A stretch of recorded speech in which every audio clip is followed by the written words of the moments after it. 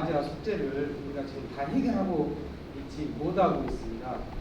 5월 열사들에 대한 아주 간단한 예의만 올리고 토론을 진행했다 합니다. 역사의 기록으로 옳게 기록되고 또 후대들한테 그 정신이 참되게 계승되기를 기원하는 의미에서 영년들에게 묵념의 시간을 갖겠습니다. 모두 묵념.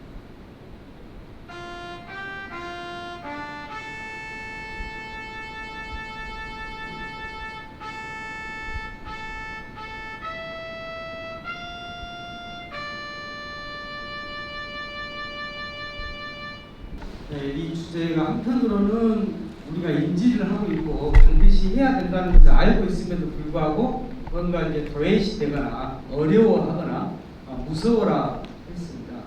더 이상 이제 시간이 지나기 전에 핵심적인 문제이고 진상규명의 중요적인 문제이기 때문에 이 문제를 반드시 행사위원회에서도 다루고 또 그동안의 재단에서도 이와 관련된 토론들을 좀 진행하고 있는 걸로 알고 있습니다만 좀 더 이것을 확대하고 쟁점하고 부각해서 더 시간이 가기 전에 5.18 진상규명을 근원에서 샅샅이 밝혀낼 수 있는 기회가 좀 됐으면 좋겠고 오늘을 계기로 해가지고 그런 움직임 또 이후 대응, 투쟁, 활발한 우리들의 활동을 통해서 진상규명의 기폭제 역할을 오늘 토론회가 되었으면 합니다. 예, 아시다시피 광주항쟁 40년 어느 정도 완벽하진 않지만 그 실체적 진실에 가깝게 남아 지금 접근을 하고 있는 중인데 그 중에서도 매우 유감스럽게도 미국에 대한 부분은 여전히 밝혀지지 않은 부분이 매우 많습니다. 특히 여러분 아시는 것처럼 그 체로키 파일이 공개된 이후에 미국의 역할과 책임에 대한 비약적인 인식의 전진이 있음에도 불구하고 여전히 아직도 밝혀지지 않은 부분이 많이 있다. 그래서 아까 사회자께서 말씀하셨다시피 오늘 이 자리를 계기로 미국의 그 역할과 책임에 대한 보다 과학적이고 객관적인 동시에 준엄한 그 추궁들이 따라야 되지 않겠나 이렇게 보고 있습니다. 우선 일지를 잠깐 보시죠. 여러분 아시는 것처럼 우리가 이 광주 민중항쟁은 그 글로벌 컨텍스트에서 볼 필요가 있습니다. 그렇게 봐야 합니다. 그래서 보자면 78년 이슬람 혁명이 시작되고 79년 박정희가 11월에 죽는 그 해 1월 달에 팔레비가 쫓겨나고 그 다음에 2월 달에 이란에서 이슬람 혁명, 반미 이슬람 혁명이 승리를 거두게 됐다. 극도의 미국이 논란을 겪습니다. 팔레비를 받아들인 부분에 대해서. 바로 그 며칠 뒤에 박정희가 사망하게 됩니다. 그리고 바로 그것도 며칠 뒤에 테헤란에서 인질 사태가 벌어지죠.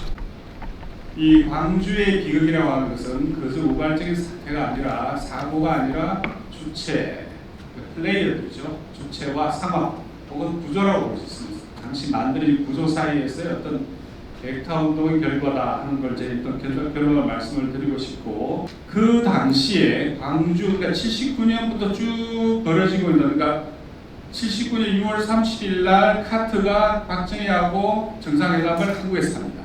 그런데 그 준비하는 과정이나 그 과정에 드러나고 있는 미국의 인식이라고 하는 것은 전형적으로 당시 CIA 보고서 같은 걸 보면은 박이 한국에서의 그 정치적 견동하에서는 없다. 박의 권력은 공고하다. 요런 그 오판들은 이란에 파견된 당시 이란 관련된 CIA 파는 비슷하게 되어있대요. 미국의 책임을 어디까지 물을 거냐 관련해가지고 이 개념들이 결코 만만치 않습니다. 예를 들어서 조폭 두목이 조직원에게 누굴 죽여라고 했을 때는 공동 정범이 되는 거죠. 그러면은 예를 들어 광주 학살에 대해서 미국은 공동 정범이냐? 예를 들어서 아니면 흔히 교사범이냐? 방조범이냐 하는 이런 부분과 관련해 가지고는 개념 규정이 쉽지는 않습니다. 그러나 현재 학자들 사이나 어떤 그 연구자들 사이에 보면 어쨌든 그 묵인 방조와 공모 그 어디 사이에 미국의 책임이 위치지어질 수 있지 않겠냐 이렇게 보는 건데, 조금 이 정부적 가까운 쪽에서는 뭐 공모까지는 힘들지 않겠나 하는 거고, 우리 시민사회 쪽에서 본다면 명백히 그거는 공동정범이다 고 하는 쪽도 있습니다. 그런데 어쨌든 이게論理적으로 볼 때는 절대 쉬운 말은 아닙니다. 아시다시피 이런 카트는 우리가 1994 한반도 위기 때 해결사로 북한에 들어가서 우리 전체 미화를 방지한 아주 좋은 기억을 갖고 있는 그 대통령이죠. 맞습니다. 그리고 카트의 인권의 의견은 전부 진정성이 없다 보지 않습니다. 그리고 나름대로 캠프 데이빗 협정이라는 좋은 성과를 많이 거뒀어요. 그런데 하필이면 이 광주 학살을 묵인 방조함으로써 스스로 인권 외교를 스스로 파탄시키는 그래서 유명한 카이사르의 말이 있습니다. 악행의 모든 사례는 원래 선한 출발을 가지고 있다 이런 말을 하는데, 그러니까 good intention 좋은 의도였다. 예를 들어 카트. 그러나 그 좋은 의도가 지옥으로 변해버린 전형적인 장소가 바로 광주였다 해서 몇 년 전에 광주 MBC에서 카트 인터뷰를 한 적이 있어요. 저도 직접 봤는데 그 인상을. 그러니까 우리 기자분이 인터뷰하자니까 도망가면서 이렇게 카트가 인권 대통령이 인권 외교가 도덕 외교를 이야기했던 사람이 아마 카트의 모든 정책 가운데 가장 암울하고 가장 실패한 그 사례가 광주 사례입니다. 도무지 이해할 수 없을 정도로 바로 79년 6월 30일 날 박정희를 만나서 인권 어쩌고 그렇게 강하게 압박하던 사람이 그해 12월 달이 되면은 박정희 죽고 나서는 신군부를 용인하고, 그러니까 그 뭐 세월호 예를 들어 좀 그렇죠. 180도 급변침했다고 보시면 됩니다. 그 과정에서 엄청난 국가를 우리가 입은 거죠. 급변침하는 과정에서 이른바 플랫, 당시 플랫이라는 사람이 누구냐면은 미 국방성의 국가 안보 담당 차관이었습니다. 이 사람이 그 유명한 80년 5월 20일 날 백악관에서 열린 대책회의, 한국 문제 대책회의에 참석을 했는데, 거기서 이 사람이 버릇이 있었대요. 어디 가든 메모를 하는 습관이. 그래서 이 메모를 당시 광주 MBC에서 캐치를 해가지고 취재를 해가지고 번역을 해서 공개를 한 거죠. 여기를 보시면은 브레진스키가 5월 22일 날 이렇게 이야기합니다. 어쩌고 하면서 그것이 80년 11월에 있을 대통령 선거의 이슈로 될 수 있는 문제들을 피하는 데 더 효과적일 것이다. 즉, 그 위에 무슨 말이냐면 광주의 문제가 대규모 군대로 많은 사망자를 내면서 해결된다면 우리는 더 강하고 공개적으로 압력을 가해야 한다. 그들이 신군보죠. 광주 문제를 신군보가 신속히 해결하면 우리는 조용하게 가는 게 좋겠다. 조용하게. 그래서 브라운 국방장관이 말을 하죠. 우리가 전두환을 반대하는 행동을 해서는 안 된다. 그래서 우리에게 위험해요. 카트의 재선 전략과 그 맥락에서 보면은 또 하나의 이란이 발생한 카트의 재선은 완전히 물 건너갑니다. 그렇기 때문에 어떻게 해서든 신속히 빨리 상황을 진압을 해서 정리를 하자는 쪽으로 기본적인 인식의 방향들이 잡혀 있다고 보고 있습니다. 왜 이들은 정세를 오판하고 끊임없이 당시 글라이스니를 비롯해서 그 윗선인 볼브룩이라든가 그다음에 또 그 윗선이 또 브레진스키, 그 다음에 그 안보파와 인권파 사이에서 오락가락하던 카트가 인권파보다 안보파 쪽에 서면서 사태를 더욱더 외골수로, 즉 학살한 그 어떤 그 궁지로 스스로 내몰고 인권 외교를 스스로 포기하게 되는지, 한국 라인들이 가지고 있었던 기본적인 인식론이 뭐였냐, 한국 사람을 어떻게 보고 한국이라는 정세를 어떻게 판단했냐, 그 문제, 그게 갖고 있는 인식론적 기초가 뭐였냐, 전제가. 예를 들어서 이 사람들은 당시 한국의 시민사회와 야권에 대해서 이런 표현을 씁니다. 마늘과 후추를 먹는 전사들의 사회. 극렬 기독교 제야 인사, 완강한 충돌주의, 미국의 관심을 사기 위해 혈안이 된 구걸꾼들, 그 다음에 이런 인식의 정점이 당시 주한 미군 사령관인 존 위컴이 80된 말 그거 아닙니다. 들쥐 같은 민족. 네, 들쥐 같은 민족이다. 한국은 기타 등등. 근데 이건 뭐 굳이 인종주의적인 그 음모라게 욕을 하기 위해서는 이들이 가지고 있었던 기본적인 인식론 자체가 당시 한국 민주화되기 아주 어렵다. 우선 강력한 지도자가 나타나서 빨리 사태를 정리를 해야 되겠다. 핵심 파워 엘리트 모두가 모여가지고 당시에 광주를 어떻게 할 것에 대해서 이렇게 결의를 하는 건데, 아까 닉플렛은 이거 공식 회의록이고 그냥 자기가 들은 거 계속 메모를 했던 거예요. 그게 이제 몇 년 전에 나온 거죠. 요거 한번 보시죠. 6월 미팅, 이게 이제 크리스토프 차관, 저기 차관이 글라이스틴한테 보낸 훈령입니다. 5번에 보시면 A에 그러니까 전두환하고 만나서 제너럴 만나서 이렇게 이야기해라. Convey to him our implicit recognition. 우리들의 implicit, 그러니까 암묵적 승인을 전두환한테 전달해라. 이렇게 5의 A에 넣은 그 말이죠. 즉 이게 6월달 거니까 광주가 그렇게 되고 그 뒤에 전두환을 만나서 이렇게 전해라. 우리 너를 암묵적으로 인정할게. 그 이야기. 그 2010년 5월달에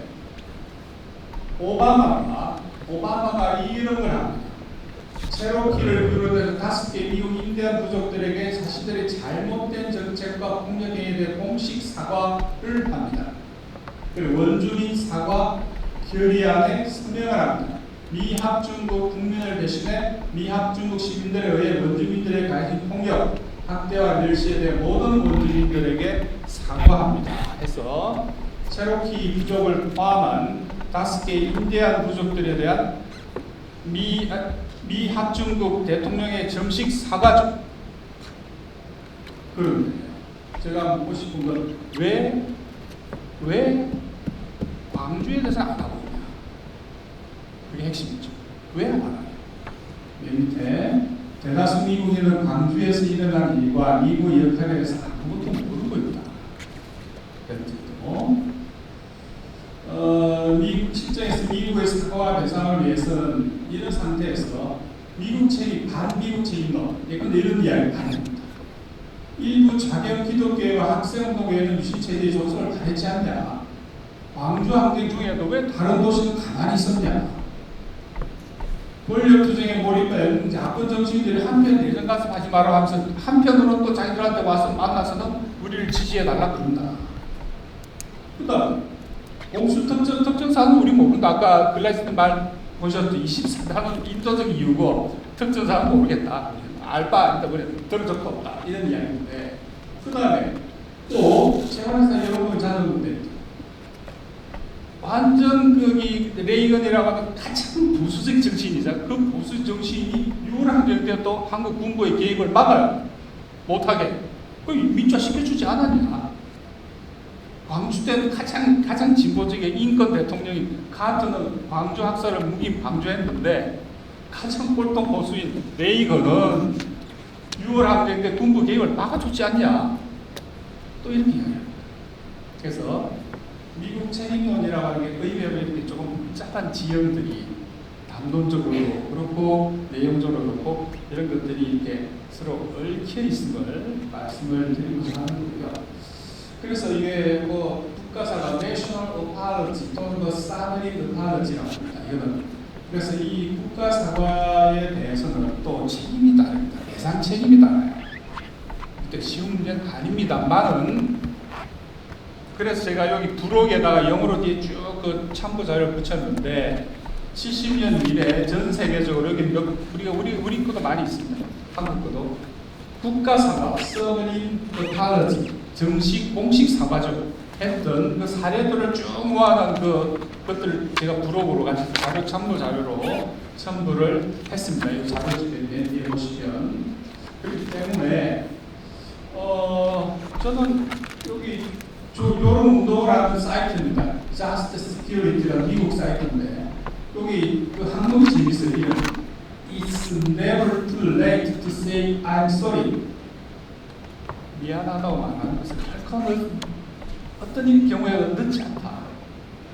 전 이 말이 그대로 적용이 되지 않을까 해서 미국에게 It's never too late to say I'm sorry. I'm sorry 해라. 그리고 책임질 부분이 배상할 부분이 배상하고 왜 40년 동안 입 다물고 있냐. 명백한 흔히 스모킹 건이라고 그러죠. 나와 있지 않냐 이제. 물론 누구 총 쏘러가 있냐? 발포 책임자 누구냐? 몇 시에 했냐? 이건 아직 안 나와 있습니다. 알고 있습니다. 다. 그 다음 아까 하우스만 부분이랍니다. 아직 밝히지 않은 이런 여전히 그 안에 들어있는 그 문서들 분명히 있어요. 물론 사과라는 의미는 이런 문서 다 내놔야죠. 이제 자기가 무슨 짓을 했는지 알아야 사과가 성립되는 거예요. 그렇기 때문에 40년 동안 우리도 사실 조금 이 부분에 좀 성의가 없었다는 생각도 해봅니다. 40년 동안 정식 사과, 공식 사과 미국에 마치 200년 지나서 오바마가 체로키 부족한테 사과하지 않습니다. 200년 뒤에도 그래 따지면은 아직 40년밖에 안 지났기 때문에 사과받을 시간은 여전히 충분하다 이런 생각도 하고 있습니다. 우리 민간 기관에서 오랫동안 미국의 역할과 관련해서 아주 집요하게 연구하고 미국 책임과 미국의 공정력의 구체적인 역할을 상징했던 중에 하나 우리 항공모함이 전달 경비 학사를 대한 지원 이런 차원에서 부산에 우리 항공모함 나를 기념해서 특정해서 반기를 만들어 30년 전부터 학생들에 의해서 지정돼서 꾸준하게 미국의 책임과 사과 활동과 그런 것을 다시 좀 부활해서 이런 행사를 열는데 오늘은 올해는 미국의 책임을 역할과 책임을 규명하고 앞으로 이것을 어떻게 우리가 해 나가야 될 것인가와 관련된 내용으로 토론을 잡힌 것 같습니다. 그런데 이제 그동안에 진행되어 왔던 많은 논의들을 굉장히 핵심적인 것을 요약을 잘 해주셨습니다. 그 이혜영 교수님께서 그동안에 나왔던 여러 가지 자료들 중에서 우리가 놓치지 않고 주목을 해야 할 그런 부분들을 새롭게 몇 가지를 이렇게 짚어주셨는데 정말 중요한 지점들을 이렇게 환기시켜줬다 이런 생각이 듭니다. 특히 이제 국제적인 맥락에서 이란과 관계 속에서 우선 가장 중요한 지금 여러 자료들이 많이 나와 있습니다만 제가 생각하는데 5.18과 관련해서 미국 자료 중에서 가장 우리가 관심을 가지고 봐야 할 것은 그 아까 닉플랫 메모, 닉플랫 그 노트, 고위급 정책조정회의 이 문서를 항상 유념을 해야 한다는 생각이 듭니다. 이것은 무엇보다도 5.18 기간 중에 미국 최고위 정책 당국자들이 모여가지고 딱 한 번 여는 회의입니다. 그렇기 때문에 이때 모든 문제가 사실은 다 결정이 됩니다. 미국 모든 그동안에 이제 여러 가지 뭐 비밀 전문을 통해서 이런저런 이야기들이 왔다 갔다 하지만은 그 모든 것을 결집을 해가지고 미국 방침을 딱 정하고 자기들의 속내가 가감없이 이 문서 속에 다 드러나 있다는 것이죠. 그래서 이 문서를 특별히 유념을 해서 볼 필요가 있다 이런 생각이 듭니다. 그래서 이제 아마 그동안에 이 문서는 상당히 공개가 되어 있고 광주 MBC에 보면은 지금도 홈페이지에가 이 PRC 혹은 닉플랫 메모 이런 식으로 쳐보면은 다 또 수록이 되어 있습니다. 그래서 다시 한번 읽어보고 다시 읽어보고 하더라도 이건 정말 대단한 문서다 저는 이런 생각이 듭니다. 우선 이제 아까 내용은 우리 이 교수님께서 소개를 해주셨으니까 좀 뭐 내용에 대해서는 깊이 있게 이야기를 하는 것은 이 자리에서는 줄이고요. 딱 한 가지 5.18 진상규명과 관련해서 이 문서가 갖는 의미가 아주 구체적인 내용들을 몇 가지 포함하고 있습니다. 그중에 딱 한 가지만 말씀을 드린다면 광주에서 사망자 숫자에 대해서 특정을 하고 있다는 겁니다. 그 문서 속에서 위컴과 블라이스틴 광주에서 60명의 사망자와 400명의 부상자가 발생했다고 보고되어 왔습니다. 이런 이야기가 존스 합참의장의 입에서 이렇게 나온다는 겁니다. 그런데 이제 거기에 대해서 닉 플랫이라는 사람, 이 메모를 했던 사람이 적은 이야기가 여기 광주 MBC 기자한테 이렇게 하는 이야기가 뭐냐면 당신은 그때 당시에는 이 사망자 숫자에 대해서 아무도 정확히 잘 모르고 있었습니다. 그런데 이 사람들은 이 회의에 참석한 사람들은 60명이라는 숫자를 거의 정확하게 보고를 받고 알고 있었다는 것이죠. 그래서 이 이야기가 추구하는 의미는 미국이 굉장히 사실상 이제 60명이라고 그러는데 실제로 이제 나중에 1995년 검찰 수사에서 밝혀진 바에 의하면은 현재까지 공식적으로 5월 21일 전남도청 앞에서 집단 발표로 인해서 사망한 숫자는 54명으로 이렇게 밝혀졌습니다. 그러면은 거의 숫자가 비슷하게 이렇게 맞아 들어간단 말이죠. 미국이 그런 정도까지 거의 이 사망자 숫자를 특정할 정도로 바로 하루 뒤에 지금 벌어진 도청 앞에서 이제 학살 사건이 벌어지고 나서 바로 하루 뒤에 벌어진 회의에서 아마 한국 쪽에서도 이 숫자를 정확하게 알고 있었던 사람은 극소수이거나 아마 전혀 없었을지도 몰라요. 근데 미국 쪽에서는 이게 정확하게 숫자를 파악을 하고 있다는 것은 그만큼 이 한국 내부를 한국 사람보다 더 깊이 들여다보고 있었다는 것이죠. 말하자면 많은 다양한 정보 채널들을 가지고 있었고 그런 것들을 종합해서 이 숫자가 거의 분명하다. 최고급 정보를 올리는 자리니까요, 그 자리에. 그래서 이제 이 하나 단순한 이 하나의 숫자지만은 이 숫자가 보여주는 이 회의에서 보여주는 의미는 굉장히 다양한 의미들을 함축하고 있다는 생각이 듭니다. 앞으로 우리가 미국에게 사과해라 한다고 해서 그냥 사과할 일이 맘먹고요. 지금까지도 거의 사과를 안 했다는 거 아닙니까? 구체적으로 우리가 알고 있는 것만큼 밝혀낼 수 있는 것 같습니다. 그래서 이런 내용들을 구체적으로 적시를 해가면서 제시를 해줬을 때 그 부분에 대해서 우리가 구체적인 내용들을 제시를 한다면 자기들도 이것까지 숨기고 있을 수는 없는 것이겠죠. 이런 내용들을 우리가 좀 깊이 있게 연구하면서 들어갈 필요가 있겠다. 이런 생각이 먼저 하나 들고요. 당시에 제가 왜 그걸 들었는가, 참여하게 됐던가를 좀 잠깐 말씀드리고, 5월을 기념하는 행사위원회가 미국과 관련된 문제에 대해서 어떤 해를 취할 것인가를 잠깐 말씀드리겠습니다.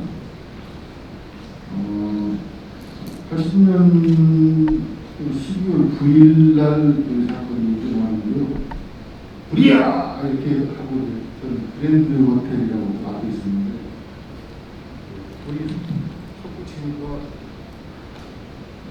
우리 석구치니까 한 10분 정도 있으니까 동부 소방서로 소방차에 꺼버리더라고요. 그랬었는데 그때 총 5명 광주 군의 가톨릭 농민의 광주 군의원들이었습니다. 가톨릭 농민의 군회라는 개념인데, 군회는 마을 단위 조직입니다. 가톨릭 농민은 마을에 5명 이상을 만들어서 마을에 군회를 만들고 그러는데, 광주 군회는 뭐냐? 광주는 80년 5월 8일 끝난 이후로 광주 군회라는 것이 생깁니다. 광주 군회는 카톨릭이라는 우산 속에서 활동하고 싶다. 의무관 시절이기 때문에 다른 공식적인 활동을 못 하지 않습니다. 그래서 광주 가톨릭 농민의 광주군에 이렇게 만들어가지고 했었죠. 당시에 돌아가신 장주석 선생님이라든지 유족회장, 초대 유족회장, 정기랑 이분들 다 함께 광주군에 소속이었어요. 그게 이제 젊은 청년들도 있었고, 저 같은 경우는 거기에 신부름꾼이 있고 이렇게 됐었죠. 80년도에 보니까 아까도 말씀하셨지만 24단이라는 한미연합사 소속의 군인들이 없다. 도대체 미국이란 나라가 뭐냐? 이런 모델 광주군의 농민의 보고 한국의 청년들 중에 그렇게 하면 미국의 책임이 있다. 미국이 군대에 사죄해야 한다. 이런 논의를 집회하는 이런 얘기가 되고 있었어요. 그런데 이제 80년 12월 5일 날 호남동 성당에서 가톨릭 추수감사를 하고 추수감사제 및 민주농정 시대를 위한 전국 농민 대회를 하기로 12월 5일 날 하기로 되어 있었는데 그때 이제 4도 시위를 하자라고 해서 광주군의 회원 청년 회원들하고 전대, 조대, 교대 학생들하고 얘기가 되고 있었는데 사전이 발각이 됐어요. 학생들 몇 명이 시예비 음모죄로 잡혀가고 이런 상황이라 학생들이 시비 가듯이 못하겠다 이렇게 나와가지고 결국 이제 무산되니까 가톨릭 농민의 젊은 회원들 중심으로 특히 여기 정순철이라는 분이 그분이 주도를 하셨는데 미국 문화부터 진짜 갑자기 급조된 것이죠. 그렇게 해서 12월 9일 날 그때 당시 송기숙 교수님 사모님이 근무를 하셨던 충장 육창스코너라고 거기서 몸이 한 개씩 먹고 잤어. 그래가지고 도화선을 가져가니 도화선을 캐서해서 불이 안 붙으니까 올라가서 뜯고 신문지로 붙여. 저 같은 앞에서 망하는 거 이러는데요. 미국 나온 사건을 그동안에 가지고 들었습니다. 그러고 나서 그 다음에 부산 미국 나온 사건 일어나는데 대부분의 분들이 부산 미국 나온 사건이 최초 사건이라고 생각하는데 실은 저희들이 최초이긴 합니다. 근데 저희들은 너무 워낙 급조됐고 그러면 뭐라 하자면 우리가 미국 문화에 방어를 불을 질렀다. 우리는 왜 그랬는가에 대한 발표가 있어야 그걸 못했습니다. 못하고 그날 오고 갔는데 현주 그쪽을 방어적으로 잡혀서 저희들 잡혀서 좀 조사받고 이런 과정에서 언론에는 정규 누적으로 그랬다 이렇게 됐거든요. 그런 부분 저희들이 너무 좀 미숙한 대응이었다 이렇게 생각이 합니다. 애초에 80년 항쟁이 일어나고 불과 몇 달 뒤에 이곳 광주에서부터 5.18 관련된 미국의 책임에 대해서 항의하고 또 그와 관련해서 균형을 위한 이런 과정에 급조됐지만 광주 미문화원 방화 사건, 우리 광주의 청년들이 먼저 그런 행동이 있어 왔었다는 것. 첫 번째로 사상에 왜 미국이 책임이냐? 사실은 상식의 수준을 보면 당연한 거죠. 47년 3월 1일부터 사실 54년도까지 해산의 법적 기간인데 47년 3월 1일은 당연히 미군 정식이었습니다. 미군 정식이라는 것은 미군이 정치, 경제, 사회, 문화, 심지어 군대를 통제할 수가 있었기 때문에 명백하게 미국이 책임이 있는 것인데 다만 이런 것들이 이제 사상 진상규명운동 과정에서는 경향적으로 80년대부터 90년대 중후반까지는 미국 책임을 상당히 세게 빌다가 99년도 사상특별법 제정된 이후에는 저희 주로 선배님들이 사상 문제를 슬기롭게 풀기 위해서는 소위 말하는 국내 문제, 3만 명이 희생당한 이 억울한 죽음을 밝히는 게 중요하다고 해서 이제 국내적인 문제에 많이 집중했었습니다. 이후에 좀 달라진 형태는 지난 2월에 사상특별법 정부 개정안이 21년 만에 통과가 되었는데 거기에 이제 5.18과 정반대로 사상 희생자에 대해서 배보상을 할 수 있는 불경 규정이 마련되었습니다. 5.18은 보상이 먼저 어쨌든 일부지만 부족하지도 이루어졌고 최근에 진상규명이 됐지만 사상은 거꾸로 진상규명이 먼저 이루어지고 나서 이제야 배보상이 논의가 되고 있는데 그래서 대주에 있는 시민단체들도 이제는 사상의 본류인 미군장에 대한 책임을 묻는 문제, 미국에 대한 책임을 묻는 문제를 한번 세게 이야기해보자라고 주장하는 그런 상황이고요.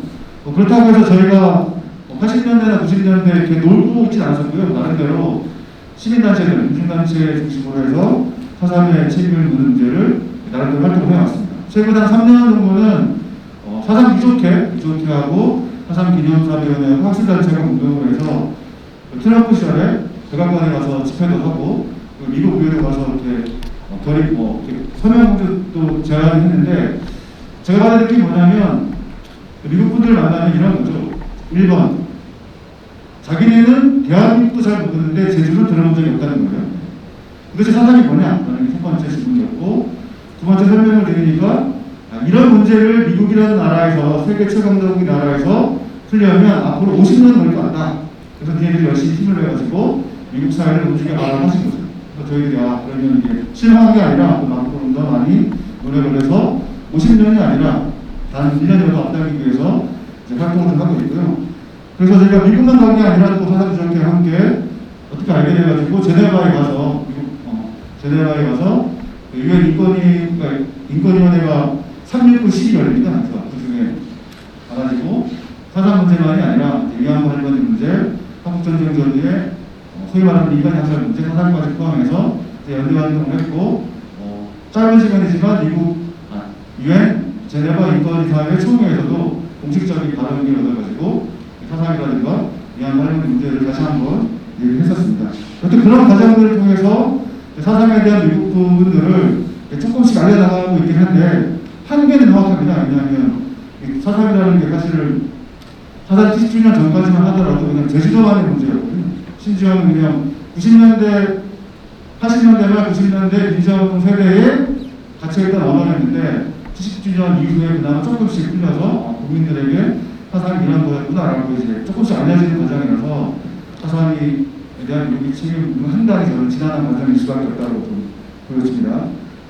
그래서 저희가 코로나 시긴 하지만 그래도 울지 말자고 해서 올해 같은 경우에도 일단 바이든 대통령이 수고했으니까 대통령한테 영어로 편지 써가지고 사상에 대해서 진실을 좀 규명해 주시고 그 진실 규명에 따라서 책임 있는 사과를 촉구하는 편지를 사상부족회, 사상기념사위원회 전국에 있는 사상관련 단체와 공동으로 이메일을 보냈습니다.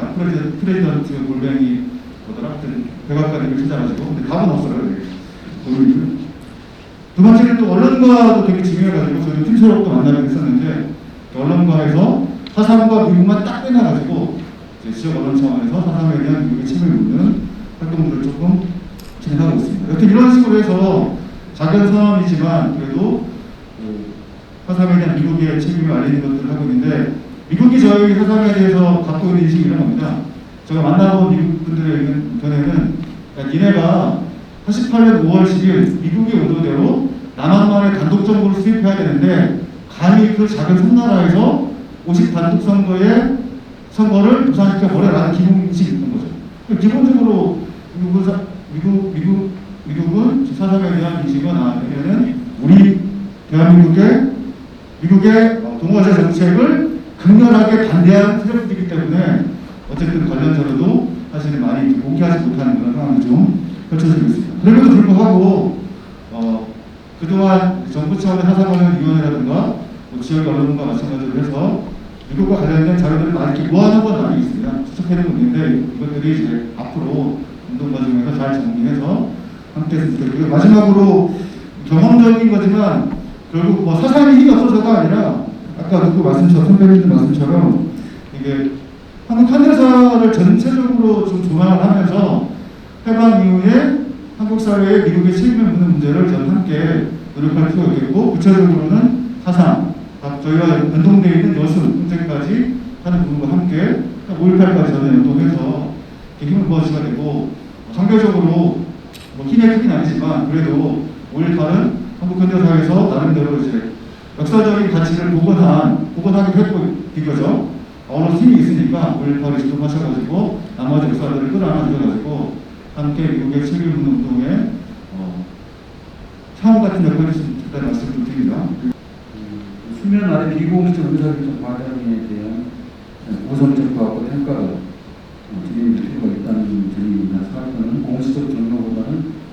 비공적 경로를 통해서 발생하고 변이되는 역사적 사례를 많이 보기 때문입니다. 언론 보도 내용, 관련자들의 고소 등은 최대 확보해서 이게 실질적 연구가 좀 진전돼야 되지 않겠는가 그런 생각을 갖고요. 문제의식을 하고요. 그다음에 팀 샤워 기록물 굉장히 중요한 또 충격적인 기록물이었는데요. 그 뒤에 이를테면 미국의 개입 정도를 밝히는 데 있어서 오늘 선생님 말씀하신 내용 여러 가지 또 리플의 메모 등이 새롭게 주목이 됐습니다만은 이를테면 팀쇼록 기록물 굉장히 중요한 기록물 단서였지만 그럼에도 불구하고 미국이 신군부 행위를 어느 정도 지배 지시했는지와 신군부의 의도와 목적을 거의 완벽히 파악하고 교감한 상태이지만 명시적 지시의 유무를 근거 있게 포착하여 책임을 추궁하기 위해서는 아까 이재희 선생님께서 말씀하신 기타 많은 보다 훨씬 더 중요한 직접적이고 구체적이고 그런 기록물 확보가 필요하다 이렇게 보이고요. 참고로 맨 뒷장에 있습니다. 2019년도에 5.18 기념재단에서는 외교부를 통해서 미국 정부에 10개 항목의 목록을 제시하고 공개해 줄 것을 요청을 한 바가 있습니다. 답변은 없네요. 그리고 최근에 그 5.18 진상규명 조사위원회에서도 국방부를 통해서 미 국방부에 자료 공개 요청을 내놓은 상태로 또 파악이 됐습니다. 국방부를 통해서 진행하고 있는데 이번에 한미 정상회담 때 논제로 넣어줄 것을 요청을 했는데 거기까지는 좀 진도가 못 나갔답니다. 그래서 조사의 차원에서 아까 명시적 지시 유무 이거 명확한 공적 기록물로 확인을 해야 될 반드시 해야 될 필요가 있어 보이고 그 과정이 현재 진행 중에 있다는 점을 참고로 말씀드리고요. 거기 기록물에는 사실 팀쇼록 기록물 말고 DI 미국 국방부 국방정보부 그다음 인스컴 정보사령부 그다음 한미연합사령부 생산문서 이런 부분들 그다음에 존 위컴이 한미연합 법무부에 타전한 주고받은 한미연합사령부와 미 국방부하고 주고받은 그런 기밀 전문이 133건으로 알려져 있는데 이런 것들을 공개해 줄 것을 참 하고 있다는 사실 함께 참고로 말씀드리고요. 질문 중 하나만 제가 한 가지 질문 드렸는데 뒤에 자료를 첨부하셔서 저는 못 봤습니다만은 국가적 사과 5.18과 연관된 사과 사례가 대표 사례 연관된 사례가 있다면 직접 한번 말씀해 주시면 좋겠다는 하나 질문 요청 사항이고요. 마지막 하나는 그 이란 사태 등등과 연관해서 한국 당시 정세를 분석 정리해 주셨는데 역시 미국의 동북아 전략 속에서 이중 중국과 러시아 등등 동북아 전략 속에서도 당시 한반도 상황을 관리하고 있었던 것으로 보이는데 그 점도 함께 짧게 한번 시간이 되시면 언급해 주시면 좋겠다 이런 요청이고 그리고 마지막 결론 지으기는 진상조사위원회 조사 과정과 병행해서 특히 미국의 그 공식 기록물 확보와 병행해서 비공식적 그리고 이미 공개된 공식 기록물 등등에 관한 연구를 보다 분석적으로 진행할 필요가 있고 이것을 마무리하면서 제 생각에는 89년도에 이은 지휘서 국무부 답변에 따른 재지휘서부터 시작해서 보다 구체적이고 공식적으로 미국의 그 답변을 사과를 촉구하는 과정 이후 진행될 필요가 있겠다는 그런 생각이 듭니다. 3시 40분이 돼서요. 오늘 이혜영 교수님의 조진태 이사님께서 그 보여주신 그 자료 별첨의 목록을 보니까 인스콤이라든지 DIA 그다음에 501, 289 여기 다 걸쳐 있는 게 제임스 하우스만이 그리고 이 자료 안에서 모습을 드러낼 거로 예상이 되고요. 그래서 요거까지 봐야지 국무부뿐만 아니라 여기까지 봐야지 왜냐하면 글라이스틴의 회로록에 보면 글라이스틴하고 CIA는 거의 같이 움직여요.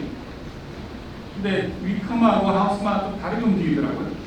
근데 위컴하고 비교적 그 글라이스틴이 협조가 잘 된 주한미군 사령관, 그 다음에 주한미 대사인데, 또 여전히 잘 고찰이 안 되는 게 하우스마인드. 아무튼 그 조진태 이사님께서 언급하신 그 별천 자료에 거기에 나오면은 하우스만도 여기서 모습을 드러낼 거라고 저도 예상을 하고 있습니다. 그 소송을 통해서 할 수 있는 방법도 있고, 하지만 제일 역시 중요한 거는 미국 내 여론을 움직이는 게 아닌가 그런 생각을 합니다. 그렇기 때문에 지금까지 우리 그 광주항쟁 그 진상운동이 이제 상당수가 왔고 어느 정도 제도화 단계에 왔는데, 또 제도화 어떤 건 제도화 수준을 넘었었잖아요. 그런데 미국 부분은 유일하게 좀 유난히 이게 진도가 안 맞아요. 격차가 생겨가지고 요 부분을 빨리 팔로우 하는 게 앞으로 우리한테 상당히 중요한 과제겠구나 하는, 물론 여기 진상 규명에는 반드시 배보상 문제도 따라 들어가는 겁니다. 그래서 이 부분에 대해서 앞으로 또 우리 그 광주에 관련된 운동, 시민사회 운동, 혹은 민중운동 역시 꽤 중요한 하나의 전략적 과제로 삼아도 되지 않겠나 이런 생각도 해봅니다. 개인적으로는. 광주 학살과 관련된 이런 자료들이 여전히 많이 있다는 거고, 미국 내 그런 시스템적인 장점을 활용해서 우리가 뭐 소송을 통해서 자료를 추가로 확보하는 문제랄지, 보다 더 구체적인 이런 더 근거를 가지고 적극적 이용을 해야 하는 부분이랄지, 또 미국 내 여론을 움직이는 문제,